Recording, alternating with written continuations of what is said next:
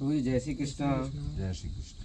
प्रभु जी आजकल हम जिधर भी जाते हैं तो सड़क पर गोवंश को देखते हैं, मन दुखी होता है, लेकिन हम क्या करें ये समझ में नहीं आता है। तो गोवंश के लिए हम कैसे उनकी सेवा कर सकते हैं? अब बात ये है कि ये जो सारा गोवंश कोई सड़कों पर था नहीं, लेकिन कलिकाल का ऐसा प्रभाव आ गया, सब लोग भोगों की तरफ प्रवृत्त हो गए।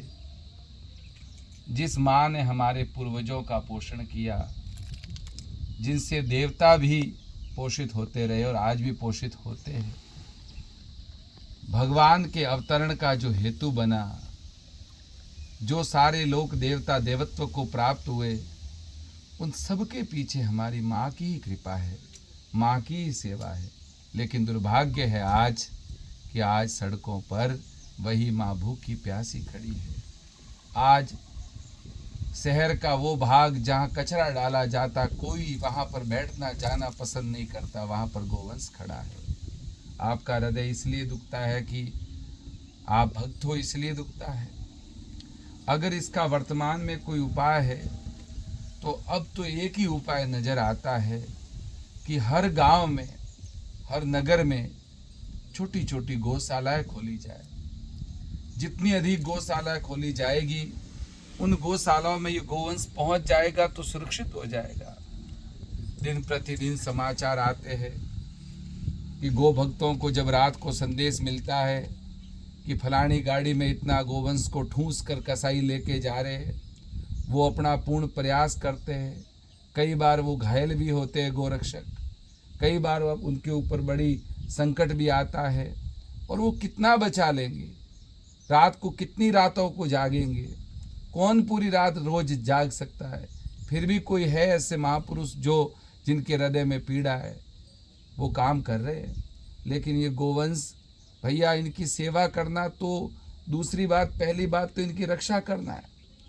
और हम सब लोग जब रात को सो रहे होते हैं, ये गाड़ियाँ लेकर आते हैं, इन्होंने जगह जगह खड्डे खोदे हुए हैं, गोवंश को पूरा घेर कर एक जगह लाते हैं, गाड़ी को उल्टी करके सीधा चढ़ा कर ये लेके चले जाते हैं। बड़े बड़े हथकंडे अपनाए हुए हैं इन्होंने, और ये गोवंश आज बड़ा कष्ट पा रहा है। हम तो हाथ जोड़ के विनती करेंगे कि आप छोटे छोटे गांवों में 50 गोवंश, 100 गोवंश की गौशाला खोलो, गांव का चारा मिल जाएगा। आज भी गांवों में इतनी खेती है, आप विनती करोगे, मांगोगे तो एक एक भारा, एक एक ट्रॉली चारा मिल जाएगा, और वो गौशाला खुलकर वहाँ पर ये गोवंश सुरक्षित हो जाएगा। अगर गौशाला में पहुँच गया तो आज भी ऐसे हमारे भक्त है, आज भी हृदय के लोग हैं जो यथा सामर्थ्य सहयोग करते हैं।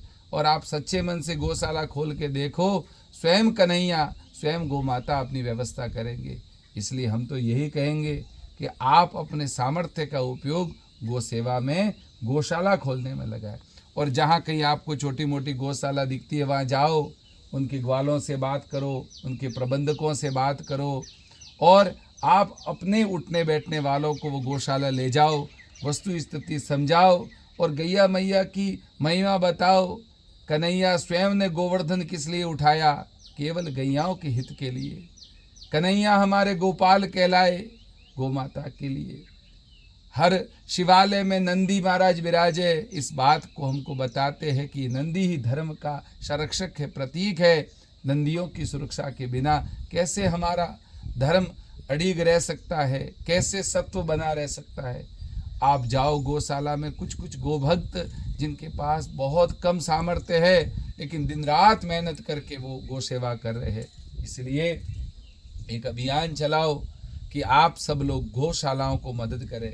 यद्यपि वर्तमान में बहुत सारे भगवान की कृपा से भामाशाह आगे आ रहे हैं, लेकिन आज भी आप सड़कों पर हजारों नहीं, लाखों नहीं, करोड़ों गोवंश खुले आसमान के नीचे दिसंबर की सर्दी में ठिठुर रहा है, पेट खाली है, गर्मियों में कहीं बैठने को जगह नहीं, लू के थपेड़े चल रहे हैं, बारिश में भीग रहा है, कोई उसका धनी धोरी नहीं है।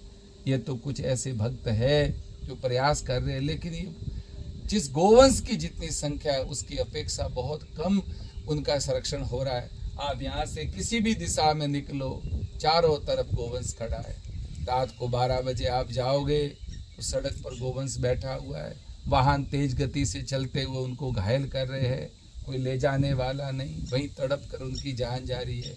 इसलिए यही हम विनती करेंगे आप सब लोगों से कि हे नाथ, ऐसी सब लोगों के हृदय में प्रेरणा करे कि गौशाला अधिक से अधिक खुले। हाँ, अगर आपके मन में ये प्रश्न आएगा कि घर घर गौ माता हो, उसकी तो क्या बात हो, लेकिन वर्तमान में जो तत्काल उपाय, अगर इस उपाय को हम तत्काल नहीं किया तो जब हम सड़कों पर देखेंगे तो गलियों में गोवंश जो आज आपको दिख रहा है वो कसाईयों के हाथ लग चुका होगा, कोई भूखा प्राण त्याग चुका होगा, कोई प्यासा प्राण त्याग चुका होगा।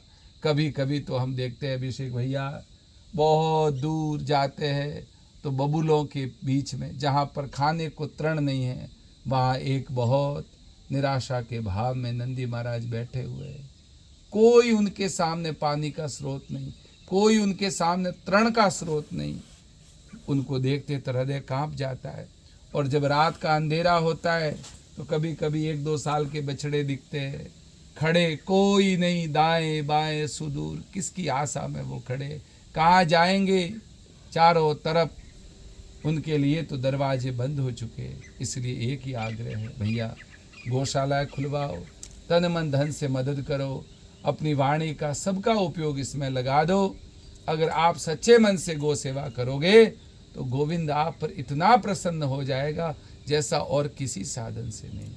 जय श्री कृष्णा, जय गौ माता, जय गौ।